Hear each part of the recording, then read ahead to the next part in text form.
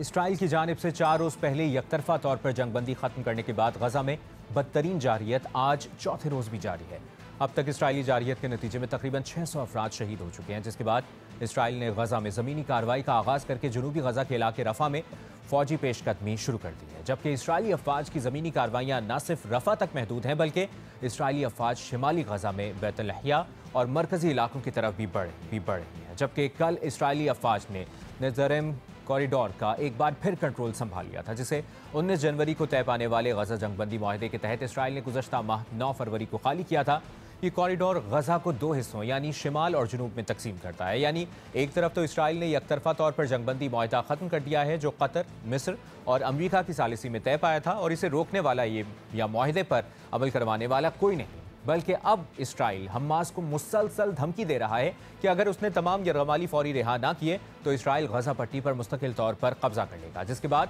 ये सवालात उठाए जा रहे हैं कि आखिर इसराइल ने अचानक इस जंगबंदी के माहदे की खिलाफवर्जी क्यों की।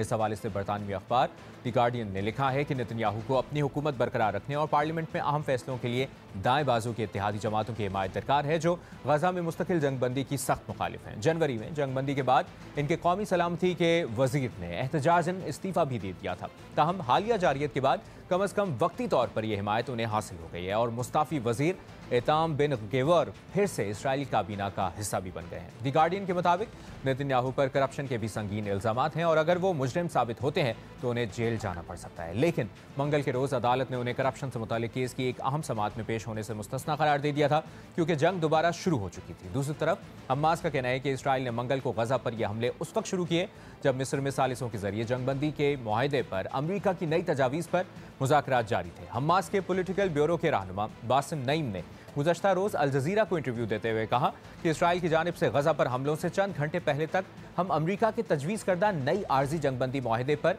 ब्रेक थ्रू के बिल्कुल करीब थे। हमास रहनुमा के मुताबिक इसराइल के ताज़ा हमलों के बाद भी हमास के कतर और मिस्र के जरिए अमरीका से सीज़फायर मुआहदे पर राब्ते जारी हैं और सीज़फायर मुआहदे की जानिब अच्छी पेशकदमी भी हो रही है। शायद जल्द ही अमरीका के तजवीज़ करदा निकात पर इत्तफाक हो जाए, जिसे ब्रिजिंग प्रपोजल का नाम दिया जा रहा है, जिसमें 50 दिन की आर्जी जंगबंदी का मुआहदा, गजा में इमदादी काफिलों का दाखिला और कुछ इसराइली यरगमालियों की रिहाई शामिल है। एक तरफ तो गजा में दोबारा जंग के इसराइली वज़ीर आज़म के फैसले पर इसराइल में मुजाहरे जारी हैं, वहीं आज रॉयटर्स की खबर सामने आई है जिसके मुताबिक इसराइली अफवाज में शामिल रिजर्व फौजी एहलकार भी फिर से गजा में जंग पर जाने के लिए तैयार नहीं है। इसलिए अब देखना होगा कि इसराइल इस बार अपनी ज़मीनी कार्रवाई में किस हद तक आगे बढ़ता है और क्या इसे गजा पर मुकम्मल कब्जे में कामयाबी मिल पाती है या नहीं।